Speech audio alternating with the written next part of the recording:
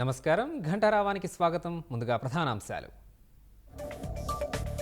కాసేపట్లో లోక్సభ ముందుకు ఒకే దేశం ఒకే ఎన్నిక బిల్లులు పార్లమెంటరీ స్థాయి సంఘానికి సిఫార్సు చేసే అవకాశం.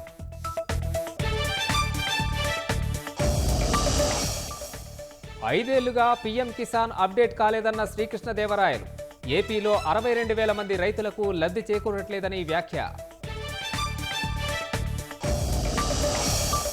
కాసేపట్లో మంగళగిరి ఎయిమ్స్ తొలి స్నాతకోత్సవం. విద్యార్థులకు పట్టాలు ప్రదానం చేయనున్న రాష్ట్రపతి.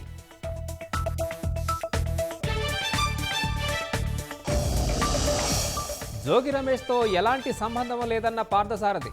చంద్రబాబు, లోకేష్ ఇచ్చిన గౌరవాన్ని ఎప్పటికీ మర్చిపోనని వెల్లడి.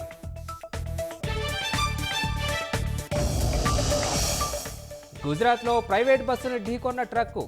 6 మృతి, 10 మందికి గాయాలు.